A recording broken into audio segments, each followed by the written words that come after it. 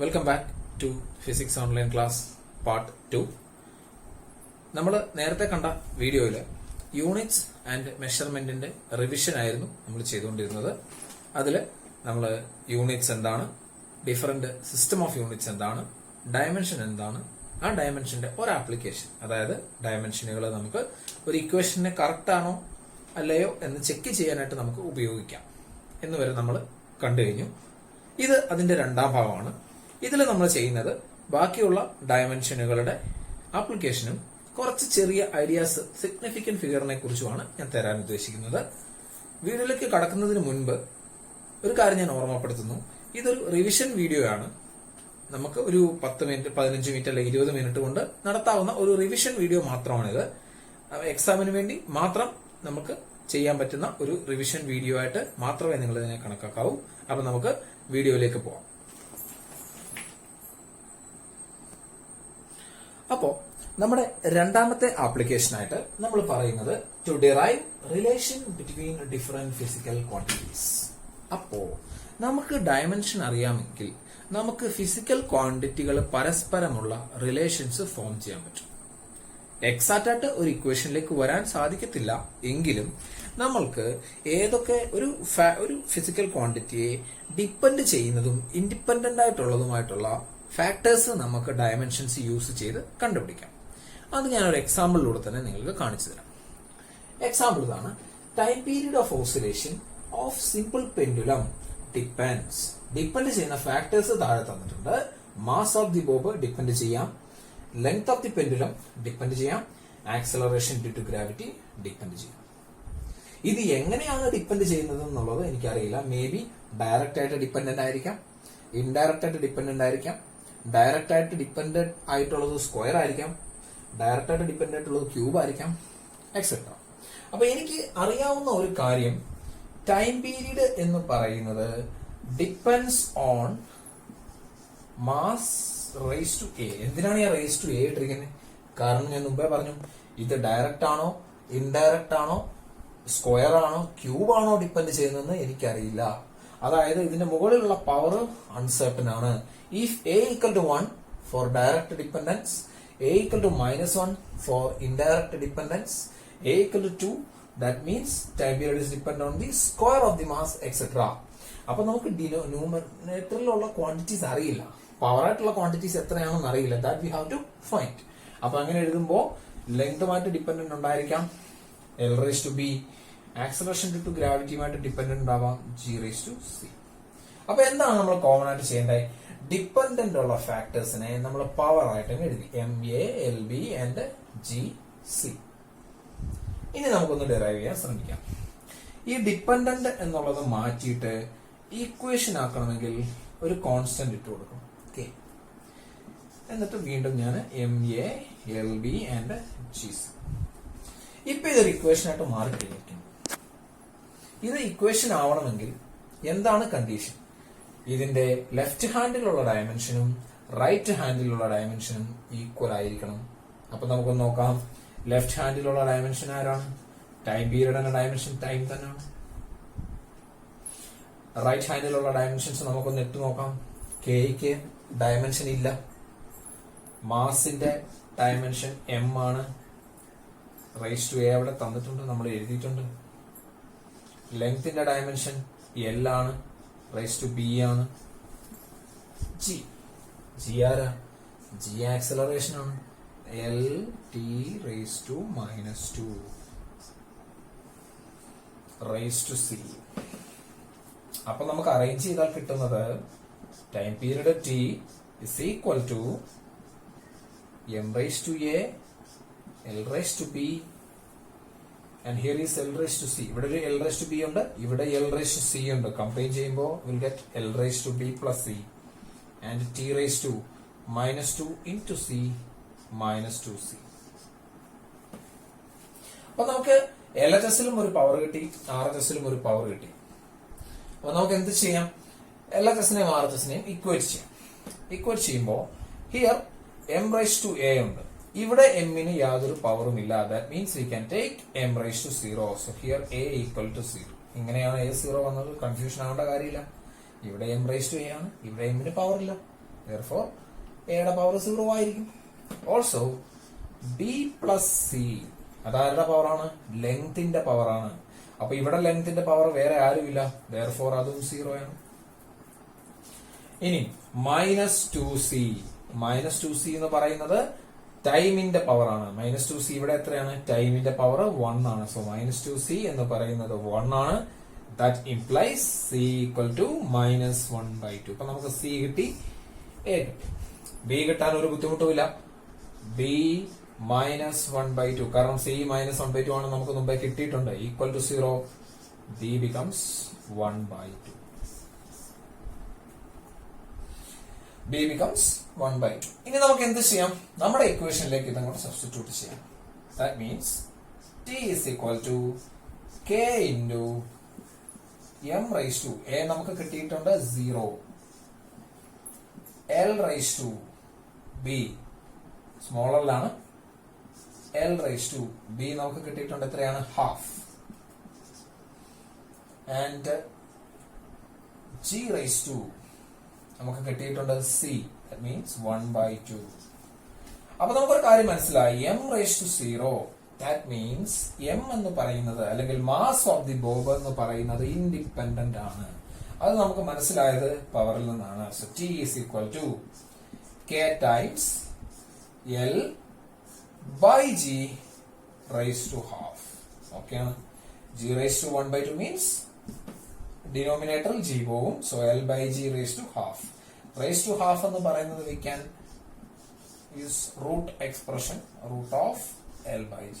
So this will be the expression. അപ്പോ നമുക്ക് time period of oscillation of simple പെൻഡുലത്തിനെ നമുക്ക് എന്ത് ചെയ്യാം? ഈ എക്സ്പ്രഷൻ യൂസ് ചെയ്ത് ഡിറൈവ് ചെയ്യാം. Okay, so this is the first application. This is the first example of the derive relation between different physical quantities. അപ്പൊ നമ്മുടെ രണ്ടാമത്തെ ചോദ്യം, if velocity, force and time are chosen as fundamental quantities, find the dimension of mass. Are chosen as fundamental quantities, find the dimension of mass. അപ്പൊ സാധാരണഗതിയില് mass, length, time, temperature ഇവരൊക്കെയാണ് fundamental quantities. അപ്പൊ ഇവിടെ ചോദ്യത്തിൽ നമ്മളോട് പറഞ്ഞിരിക്കുന്നത് മാസിനും ലെങ്തിനും പകരം force, velocity, time ഇവരാണ് fundamental quantities. അങ്ങനെയാണെങ്കിൽ മാസിനെ എങ്ങനെ ഈ ടേംസിൽ എഴുതും? ഫോഴ്സിന്റെയും ടൈമിന്റെയും വെലോസിറ്റിയുടെയും ടേംസിൽ എഴുതുമെന്നാണ് ചോദിച്ചിരിക്കുന്നത്. ഇത് പലപ്പോഴും നമുക്ക് കൺഫ്യൂഷൻ ഉണ്ടാക്കുന്ന ഒരു ക്വസ്റ്റ്യൻ ആണ്. പക്ഷെ സംഭവം വളരെ എളുപ്പമാണ്. നമുക്ക് നോക്കാം. അപ്പൊ ഞാൻ എന്ത് ചെയ്യണം? എനിക്ക് മാസിനെയാണ് എക്സ്പ്രസ് ചെയ്യേണ്ടത്. മാസിനെയാണ് എക്സ്പ്രസ് ചെയ്യേണ്ടത്. അപ്പൊ സ്വാഭാവികമായിട്ടും മാസിനെ എക്സ്പ്രസ് ചെയ്യണമെങ്കിൽ മാസ് ഇവരുമായിട്ട് റിലേറ്റഡ് ആയിരിക്കുമല്ലോ. അപ്പൊ എന്തെഴുതണം? മാസ് പ്രപ്പോർഷണൽ ടു നേരത്തെ എഴുതിയതുപോലെ v raised to a, f raised to b, t raised to c. അവരെ ഡിപ്പെൻഡന്റ് ആണെന്ന് എഴുതുക. എ, ബി, സി ഈ ഓർഡർ എങ്ങനെ വേണമെങ്കിലും നിങ്ങൾക്ക് എഴുതാം. വെലോസിറ്റി, ഫോഴ്സ്, ടൈം എഴുതാം. ടൈം, വെലോസിറ്റി, ഫോഴ്സ് എഴുതാം. ഓർഡർ ചേഞ്ച് ചെയ്താൽ യാതൊരു ബുദ്ധിമുട്ടുമില്ല. ഇനി എന്ത് ചെയ്യുക? Mass is equal to some constants, അല്ലെങ്കിൽ നമുക്ക് ഡയമെൻഷൻ ആണ് എടുക്കേണ്ടത്. നമുക്ക് ഈക്വൽ സൈൻ എഴുതാം. ഡയമെൻഷൻ നമുക്ക് കണ്ടുപിടിക്കേണ്ടത് കൊണ്ട് നമുക്ക് ഈക്വൽ സൈൻ ഉപയോഗിക്കാം. കോൺസ്റ്റന്റ് ഇട്ടില്ലെങ്കിൽ പ്രശ്നമില്ല. സി ഇനി എന്ത് ചെയ്യുക? രണ്ട് സൈഡിലും ഡയമെൻഷൻസ് നമ്മൾ കണക്കിലെടുക്കുക. സോ ഇവിടുത്തെ dimension m raised to 1, l 0 ആണ്, t 0 കാരണം മാസ് അല്ലേ. ഇപ്പുറത്തെ സൈഡിൽ നോക്കുക, വെലോസിറ്റി ആണ്. വെലോസിറ്റിയുടെ ഡയമെൻഷൻ നമ്മൾ മുമ്പ് എഴുതിയിട്ടുണ്ട്, lt raised to -1 raised to a. ഫോഴ്സിന്റെ ഡയമെൻഷൻ മുമ്പ് എഴുതിയിട്ടുണ്ട്, mlt raised to -2 raised to b. ടൈമിന് t തന്നെയാണ് ഡയമെൻഷൻ, എപ്പോഴും t raised to c. ഇനി നമ്മൾ ഒരേപോലെ ആക്കുന്നു ഡയമെൻഷൻ രണ്ട് സൈഡിലും. അപ്പൊ ഇവിടെ എന്ത് കിട്ടും? m1 l0 t0 which is equal to നമുക്ക് എന്ത് എഴുതാം?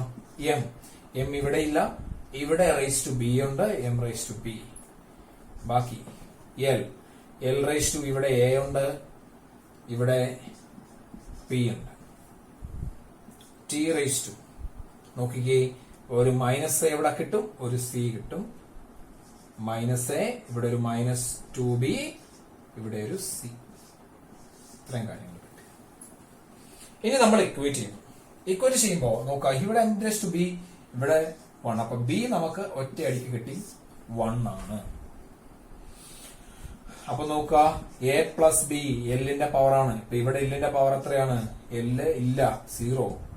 അപ്പോ എ പ്ലസ് 1 ഈക്വൽ ടു 0 ആണ്. അപ്പൊ എ ആരാണ്? -1. അതും കിട്ടി. ഇനി എന്താ ഇങ്ങോട്ട് പോയിക്കേ, -a -2b പ്ലസ് 1c എന്ന് പറയുന്നത് ഇപ്പുറത്ത് ആരും ഇല്ല, ടൈമിന്റെ 0. വാല്യൂ ഇട്ട് കൊടുക്കുമ്പോ -1 ഇട്ട് കൊടുക്കുമ്പോ +1, കാരണം -a +1 -2 ഇൻറ്റു ബി എന്ന് പറയുന്നത് 1 ആണ്. 2 into 1 plus c equal to 0. അപ്പൊ നമുക്കൊന്ന് എഴുതി നോക്കിക്കേ. അപ്പൊ എത്ര വരും? 1 -2 -1 പ്ലസ് സി ഈക്വൽ ടു 0. അപ്പൊ സി ആരാണ്? 1. അപ്പൊ എന്താണ് മാസിന്റെ ഡയമെൻഷൻ? മാസിന്റെ ഡയമെൻഷൻ എന്ന് പറയുന്നത് velocity raise to -1, force raise to 1, time raise to 1. ഇതാണ് നമുക്ക് കിട്ടേണ്ട സൊല്യൂഷൻ. അപ്പൊ നമ്മുടെ അടുത്ത application of dimension, conversion of one unit to another. നമുക്കറിയാം പല സിസ്റ്റം ഓഫ് യൂണിറ്റുകൾ നമ്മൾ യൂസ് ചെയ്യുന്നുണ്ട്. അതിൽ CGS-ഉം SI-യുമാണ് നമ്മൾ സാധാരണഗതിയിൽ ഉപയോഗിക്കുന്ന യൂണിറ്റുകൾ. ഡയമെൻഷൻ അറിയാമെങ്കിൽ നമുക്ക് SI-യിൽ നിന്നും CGS-ലേക്കും CGS-ൽ നിന്ന് SI-ലേക്കും കൺവേർട്ട് ചെയ്യാൻ വളരെ എളുപ്പമാണ്. അപ്പൊ നമുക്കൊരു എക്സാമ്പിൾ നോക്കാം, എങ്ങനെ കൺവേർട്ട് ചെയ്യാൻ പറ്റും നോക്കാം. Convert 1 newton to dyne. നമുക്ക് 1 ന്യൂട്ടണെ ഡൈനിലേക്ക് കൺവേർട്ട് ചെയ്യാം. അതാണ് നമ്മുടെ ചോദ്യം. അപ്പൊ ഇങ്ങനെ ഒരു ചോദ്യം വരുമ്പോൾ നമ്മൾ ആദ്യം മനസ്സിലാക്കേണ്ടത്, ഈ ന്യൂട്ടൺ എന്ന് പറയുന്നത് ഫോഴ്സിന്റെ യൂണിറ്റ് ആണ്. അത് ഏത് സിസ്റ്റത്തിലാണ്? SI സിസ്റ്റത്തിലെ യൂണിറ്റ് ആണ്. ഡൈൻ എന്ന് പറയുന്നത് ഫോഴ്സിന്റെ യൂണിറ്റ് തന്നെ ആയിരിക്കും, യാതൊരു സംശയമില്ല. അത് വേറെ CGS സിസ്റ്റത്തിലെ യൂണിറ്റ് ആണ്. ഇതിനെക്കുറിച്ച് നമുക്കൊന്ന് അറിവുണ്ടായിരിക്കും. അപ്പോ യൂണിറ്റ് കൺവേർട്ട് ചെയ്യാൻ തന്നിരിക്കുന്ന ഫോഴ്സ് എന്ന് പറയുന്നതിന്റെ ഡയമെൻഷൻ നമുക്ക് ഓൾറെഡി അറിയാം, mLT⁻². ഇതാണ് ഡയമെൻഷൻ. വളരെ എളുപ്പത്തിൽ കൺവേർട്ട് ചെയ്യാം. ഇത് നിങ്ങൾ മനസ്സിലാക്കേണ്ട കാര്യം, ഇതിപ്പോ നമ്മുടെ കയ്യിലുള്ളത് ന്യൂട്ടണിലാണ്. നമ്മുടെ കയ്യിലുള്ളത് ന്യൂട്ടണിലാണ്, അതായത് SI സിസ്റ്റം. ഈ ന്യൂട്ടണിലുള്ള മെഷർമെന്റുകളെയാണ് എനിക്ക് CGS-ലേക്ക് കൺവേർട്ട് ചെയ്യുന്നത്. അപ്പൊ എന്ത് ചെയ്താൽ മതി? നമ്മൾ ഈ ഡയമെൻഷനെ വേറൊരു രീതിയിലൊന്ന് എഴുതുന്നു. നമുക്ക് ഉറപ്പാണ് SI സിസ്റ്റത്തിലാണെന്ന്. അപ്പൊ ഇത് മാസ് അല്ലേ? അപ്പൊ മാസ് SI സിസ്റ്റത്തിൽ കിലോഗ്രാം ആയിരിക്കുമല്ലോ. അപ്പൊ 1 കിലോഗ്രാം ആണ് ⁻⁴ ബിക്കോസ് ഇറ്റ് ഇസ് m⁻⁴. രണ്ടാമത്തേത് ലെങ്ത് ആണ്. ലെങ്ത് SI സിസ്റ്റത്തിൽ മീറ്റർ അല്ലേ? So 1 m⁻⁴. അതുപോലെ 1 second ⁻². ഇങ്ങനെയാണ് കൺവേർട്ട്, ഇങ്ങനെയാണ് എഴുതുക. ഇത് ഇപ്പൊ ന്യൂട്ടണിലുള്ള സിസ്റ്റം. ഇനി ഡൈൻ വരണമെങ്കിൽ നമ്മൾ എന്ത് ചെയ്യണം? ന്യൂട്ടന്റെ സിസ്റ്റം എല്ലാം അല്ലെങ്കിൽ SI എല്ലാം മാറ്റിയിട്ട് CGS ആക്കണം. അപ്പൊ എന്താണ് എളുപ്പം അല്ലെ? F = കിലോഗ്രാം എന്നുള്ളത് SI ആണ്. അപ്പൊ CGS ആരാണ്? ഗ്രാം. അപ്പൊ ഇത് ഗ്രാം ആക്കുമ്പോ എന്ത് വരും? 1000 ഗ്രാം ആണ് 1 കിലോഗ്രാം. അപ്പൊ 10³ ⁻⁴. 10³ ഗ്രാം ആണ് ഗ്രാം. അതുപോലെ മീറ്റർ SI ആണ്. എന്താണ് CGS? സെന്റിമീറ്റർ. 100 സെന്റിമീറ്റർ ആണ് 1 മീറ്റർ, അതും ⁻⁴. ഇനി അടുത്തത് സെക്കൻഡ് സെയിം തന്നെയാണ്, കൺവേർട്ട് ചെയ്യേണ്ട ആവശ്യമില്ല. SI ആണെങ്കിലും CGS ആണ്. ഇനി നമുക്ക് ഈ പവറുകളെ ഒന്ന് എഴുതാം. ഫോഴ്സ് F-നെ എങ്ങനെ എഴുതാം? ഒരു 10³ ഉണ്ട്, ഒരു 10² ഉണ്ട്. കമ്പൈനിങ് 10⁵ ആയി. ബാക്കി അകത്ത് വരുന്ന ആൾക്കാർ ആരൊക്കെയാണ്? ഗ്രാം⁻⁴, സെന്റിമീറ്റർ⁻⁴, സെക്കൻഡ്⁻⁻². അപ്പൊ ഇതാരാണ്? ഇപ്പൊ ഇത് മുഴുവൻ ആരായിട്ട് മാറി? CGS ആയിട്ട് മാറി. Centimetre gram second.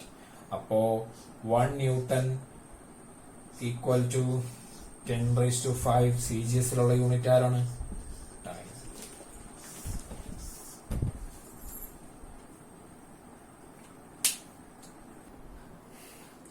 അപ്പോ നമുക്ക് സിഗ്നിഫിക്കന്റ് ഫിഗേഴ്സ് എന്ന് പറയുന്ന ആ ഒരു ടോപ്പിക്കും കൂടെ നോക്കാം. പലർക്കും കൺഫ്യൂഷൻ ഉള്ള ഒരു ടോപ്പിക്കാണ് സിഗ്നിഫിക്കന്റ് ഫിഗറുകൾ. ഒരു ഒബ്സർവേഷനിൽ എത്ര സിഗ്നിഫിക്കന്റ് ഫിഗർ ഉണ്ടെന്ന് കൗണ്ട് ചെയ്യുന്നത് പലർക്കും കൺഫ്യൂഷനാണ്. പോയിന്റിന് ഇപ്പുറത്തുള്ള 0 എടുക്കണോ, പോയിന്റിന് അപ്പുറത്തുള്ള 0 എടുക്കണോ, ആ പാടെ കൺഫ്യൂഷനാണ്. ആ കൺഫ്യൂഷൻ നമുക്ക് വളരെ എളുപ്പത്തിൽ ഒന്ന് സോൾവ് ചെയ്യാം.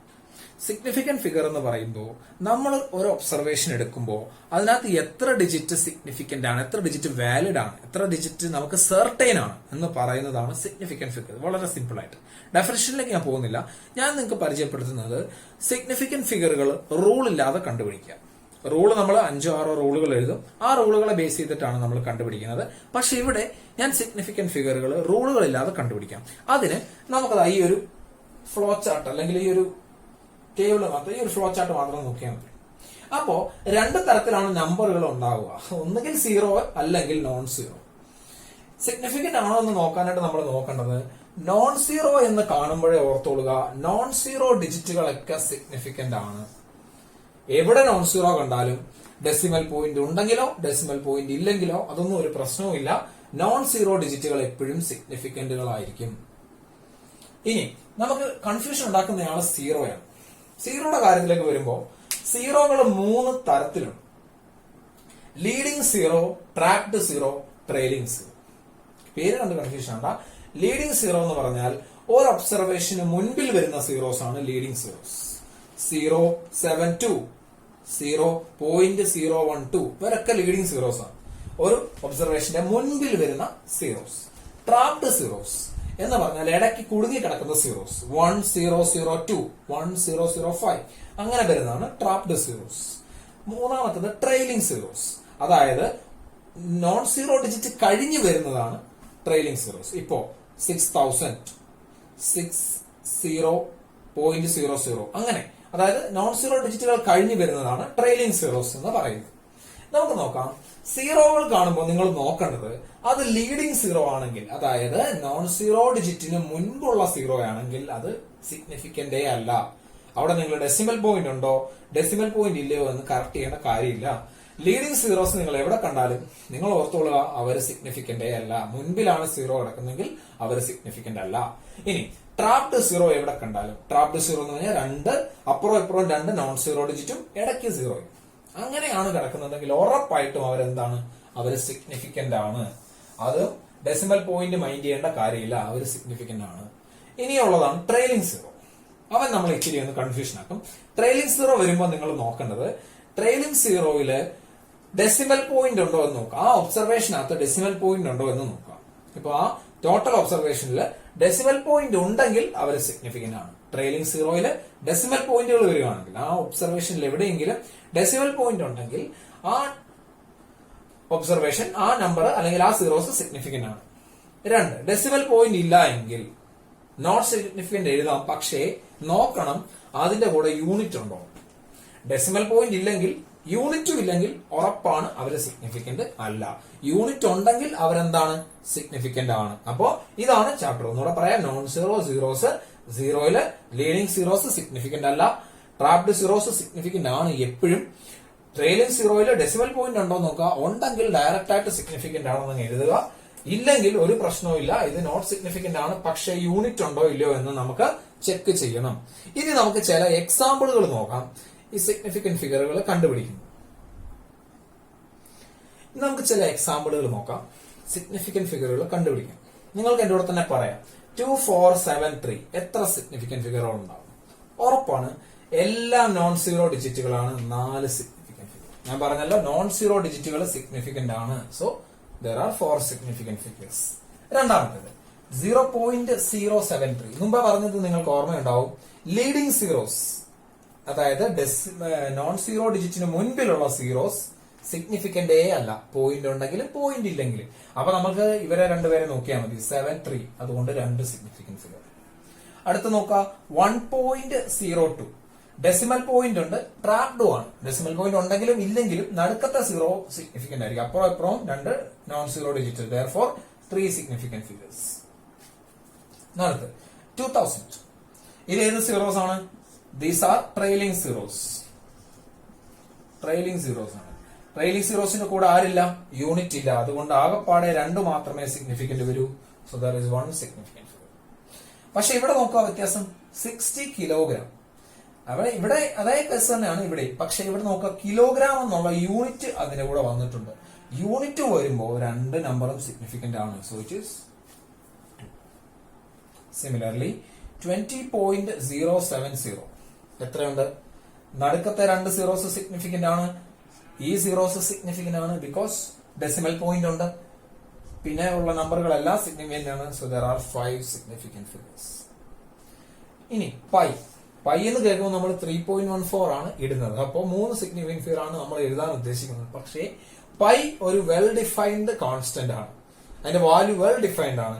വെൽ ഡിഫൈൻഡ് കോൺസ്റ്റന്റുകൾക്ക് infinite number of significant figures ഉണ്ട്. അത് ഇമ്പോർട്ടന്റ് ആയിട്ട് നോക്കാം. If there is a well-defined quantity, it possesses infinite number of significant figures. Last ആയിട്ട് 6.1 into 10 raised to minus 3. എത്ര സിഗ്നിഫിക്കന്റ് ഫിഗർ ഉണ്ട്? ഒരു സംശയം വേണ്ട. 10 to the power നമ്മൾ സിഗ്നിഫിക്കന്റ് ഫിഗറിൽ കൺസിഡർ ചെയ്യാറില്ല. സോ 2 സിഗ്നിഫിക്കന്റ് 6ഉം 1ഉം 10ന്റെ ഏത് പവർ വന്നാലും അതിന് മുൻപുള്ള നമ്പറിൽ എത്ര സിഗ്നിഫിക്കന്റ് ഫിഗർ ഉണ്ടെന്ന് നോക്കിയാൽ മതി. There is 2 significant figures. Significant ഫിഗറുകളുടെ കാൽക്കുലേഷൻ എല്ലാ പ്രാവശ്യവും എക്സാമിന് ചോദിക്കാൻ സാധ്യതയുള്ളതാണ്. അപ്പൊ നിങ്ങൾക്ക് ഇത് ചെയ്ത് നിങ്ങളൊന്ന് പ്രാക്ടീസ് ചെയ്യുക. നിങ്ങൾക്ക് ചെയ്യാൻ പറ്റും എന്ന് വിശ്വസിക്കുന്നു. അപ്പോ ഇത് ഒരു ബ്രീഫ് റിവിഷൻ ആണ് നമ്മൾ ഇന്നിപ്പോ ഈ ക്ലാസ്സിൽ യൂണിറ്റ് ആൻഡ് മെഷർമെന്റിന്റെ ഇത് ചെയ്തത്.